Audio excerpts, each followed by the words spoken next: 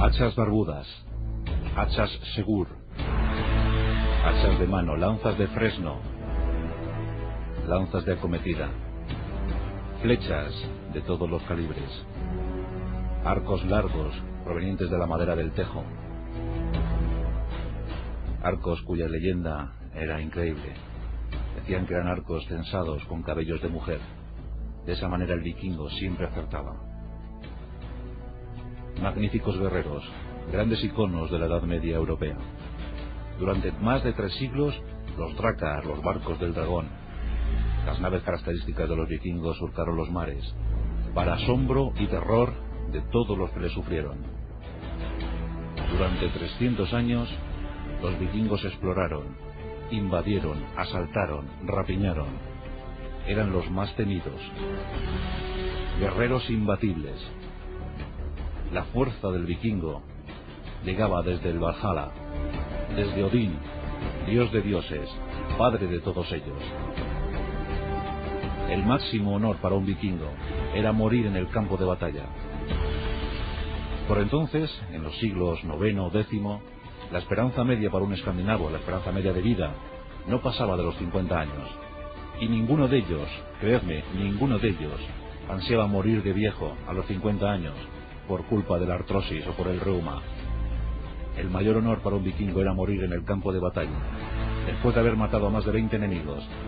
Morir empuñando su espada, espada en cuyo filo quedaba labrada la palabra mágica, la palabra clásica, Tyr, dios de la guerra, Odín, dios de dioses.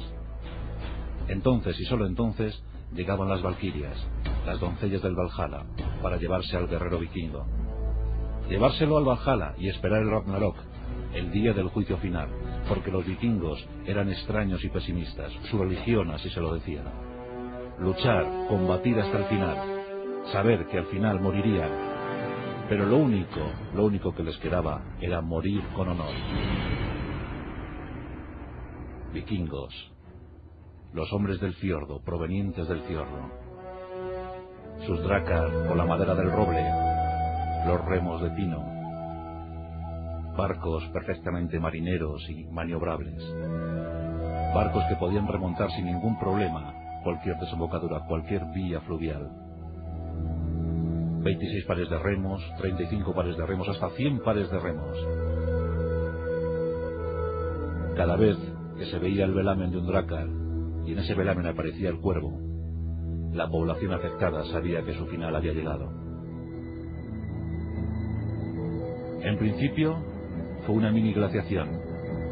El millón de vikingos, el millón de escandinavos que moraban en los territorios del norte, tuvieron que saltar de sus tierras ancestrales buscando cálidas tierras, buscando mejores tesoros. Aquel millón de escandinavos dieron mucho que hablar. Y sobre ellos, las leyendas, las sagas, los rituales ancestrales, las viejas historias. Junto a ellos, linajes especiales, sumamente especiales. Los vikingos combatían acérrimamente, pero entre los vikingos destacaban los Berserks. Los Berserk eran de un linaje tremendamente peculiar. Contaban las sagas nórdicas que los Berserk habían sido creados por el mismísimo Odín. Los vikingos creían en la licantropía, creían que existían hombres bestia, híbridos entre animales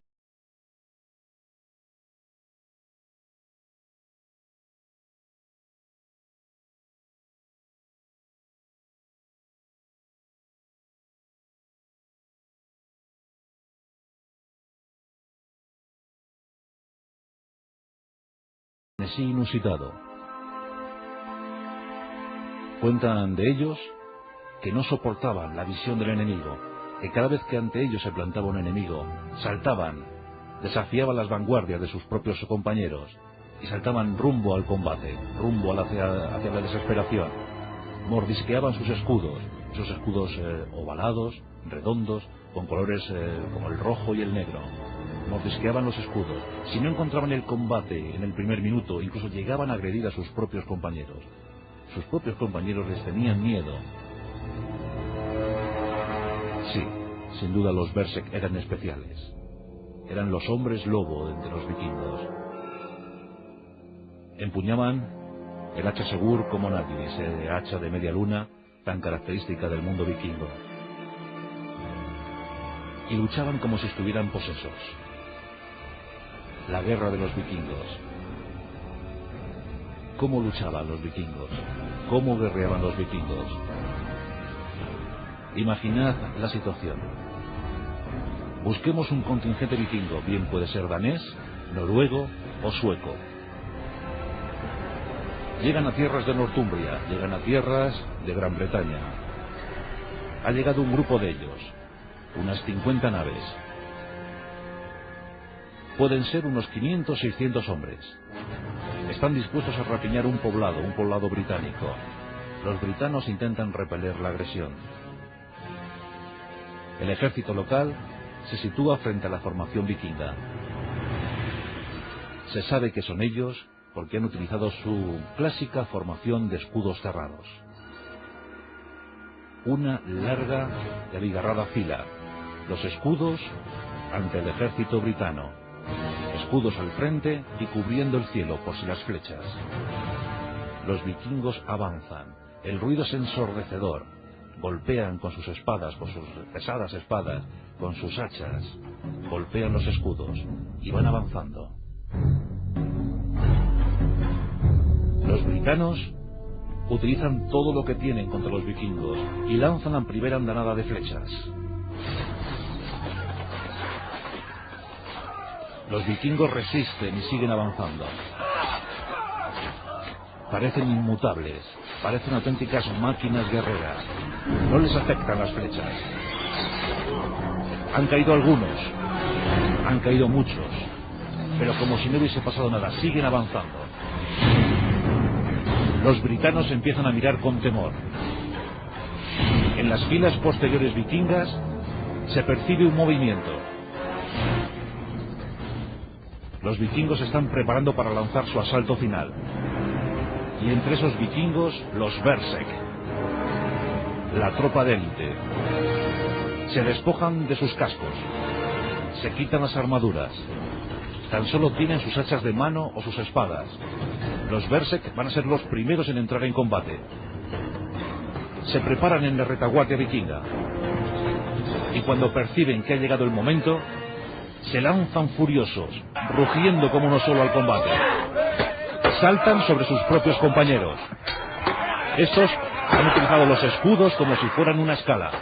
Los Berserk han pegado saltos como si fueran lobos y se lanzan sobre los britanos. Los britanos intentan defenderse, asestan durísimos golpes, pero los Berserk es como si no sufrieran ningún daño, como si no sufrieran ningún mal. Son almas del infierno, auténticamente poseídos por la febril actividad de la lucha. Una vez más, los vikingos lo han vuelto a conseguir. Los britanos huyen desmoralizados. El poblado queda sin protección, a merced de las tropas vikingas. Y los Berserk son los primeros en entrar en el poblado, quemando, violando, rapiñando. Un auténtico horror, un auténtico infierno. Muchos Berserk han muerto en el combate. Otros se encuentran en medio de convulsiones en el suelo. Echan espuma por la boca. ¿Qué les está pasando? ¿Acaso han recibido la conexión celestial? ¿Acaso están recibiendo un mensaje de Odín? ¿Acaso los muertos están recibiendo la visita de las valquirias? Ha sido una lucha atroz, una lucha a muerte. Sobre el terreno, cientos de víctimas, cientos de cadáveres. Los vikingos, con el tesoro, con el botín capturado, regresan a sus drakar y vuelven a Noruega. Un combate característico, un combate clásico entre vikingos y britanos. Pero esos mismos vikingos van a ser interceptados en las costas de Noruega. Un rey local, desafecto y enemigo acérrimo del rey que ha realizado la invasión en Britania, quiere capturar el botín de los vikingos, de sus hermanos o presuntamente hermanos vikingos. Ha salido con 50 drakar al encuentro de los que llegan. Los vikingos peleaban con mucha frecuencia entre ellos. luchaban por el botín, por lo que habían conseguido. Se va a producir otro gran combate, en esta ocasión entre vikingos. Guerra fratricida. Los Drakkar de uno y otro bando se divisan y no rehúsan el combate. Los Drakkar avanzan, se van a enfrentar. En los Drakkar llevan proyectiles pétreos. Los vikingos eran grandes tiradores de bolas pétreas, de piedras, y se preparan para lo inevitable. Al poco, las dos grandes masas de madera chocan inevitablemente. Es el exterminio, es la supervivencia. Solo un bando saldrá indemne, solo un bando saldrá con la victoria. Al poco, decenas de Drakkar chocan entre sí, se crean inmensas plataformas de madera.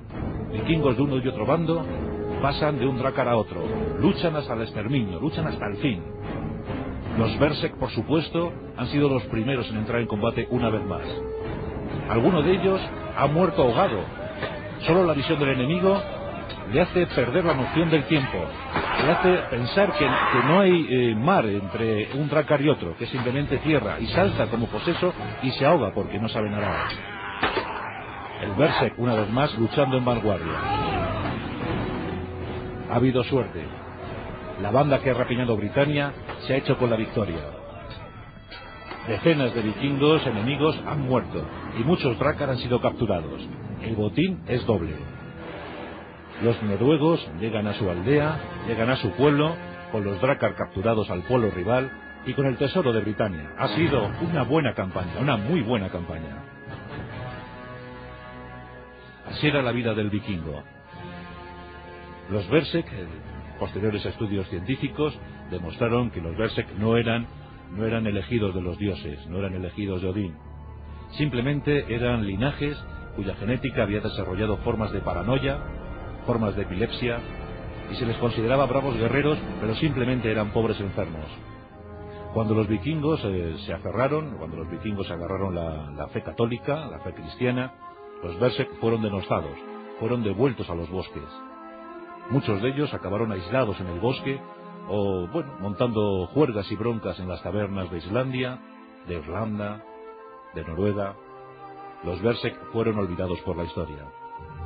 Aquellos piel de lobo, la licantropía, esa creencia tan arraigada entre las culturas vikingas, entre las culturas nórdicas, cobró sentido, cobró forma humana en esos Berserk, en esos guerreros de élite. A los reyes vikingos les gustaba muchísimo tener una guardia personal de Berserk. Unos 12 solían tener. Era como una especie de lujo, una especie de tropa de élite que siempre acompañaban a estos reyes. Eran los más fieros, desde luego.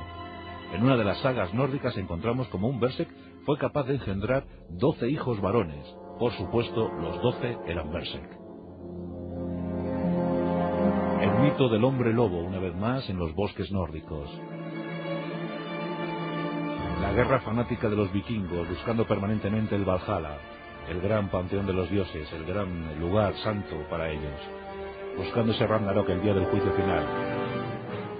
Pero también hubo hermandades o embriones de hermandades militares que fueron efectivamente de lo primerito que hubo en la Edad Media europea. Eran los Jomviking. Los Jomviking eran una sociedad guerrera, una sociedad militar. Estos renegaban de cualquier autoridad partida por un rey. Cuando llegaba la primavera, iban de vikingos, porque así se lo decían entre ellos, vámonos de vikingos, y de vikingos es ir de rapiña, de exploración. Cuando llegaba la primavera, muchos se apuntaban a estas hermandades Jomviking. Los Jomviking se acuartelaban y vivían solos, sin mujeres ni hijos, sin mujeres ni niños. Además, solo permitían el alistamiento en sus filas entre los 18 y los 50 años. El Jomviking creaba auténticos pactos de sangre, alianza entre hermanos. El Jomviking solo se fiaba de otro Jomviking. Se alquilaban, sí, eran tropas mercenarias, eran soldados mercenarios, pero desconfiaban de aquellos que les pagaban. Tan solo se fiaban de su compañero, de aquel que podría dar su vida por él en el momento crucial de la batalla.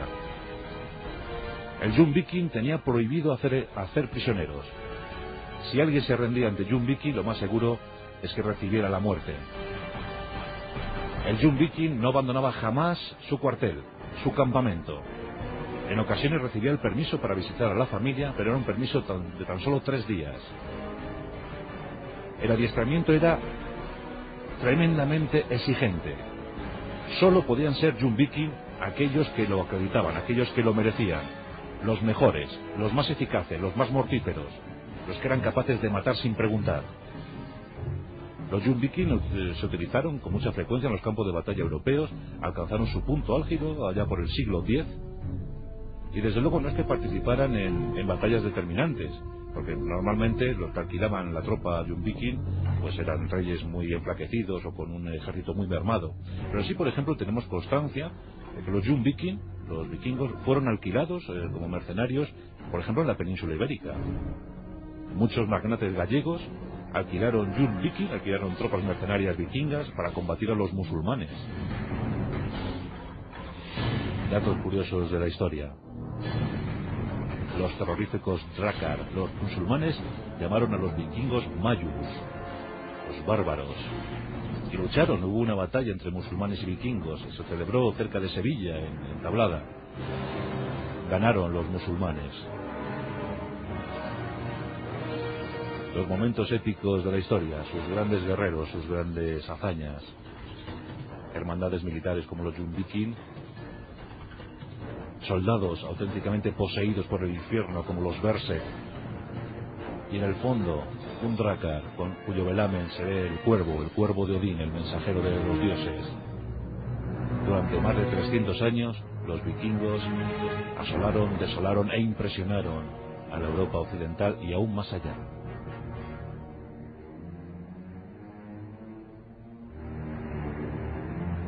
Y por cierto, ya comentamos en anteriores pasajes de la historia, los vikingos no utilizaban cuernos en sus cascos. Eran cónicos de metal o de cuero endurecido, pero jamás utilizaron cuernos. Sí que es cierto que algún jefe en ocasiones utilizó un casco con cuernos, pero simplemente para alguna ceremonia ritual, para algún día de fiesta. Los cuernos eran simples vasos en los que echaban vino o cerveza o hidromiel y se lo bebían tan tranquilamente, pero nunca utilizaron los cuernos en combate. Los célebres guerreros vikingos y esa mezcla de hombre lobo y soldado, el Berserk, simplemente un paranoico con brotes epilépticos y que acabó siendo olvidado por la historia y aplastado por la religión. Vikingos hoy en nuestros pasajes de la historia.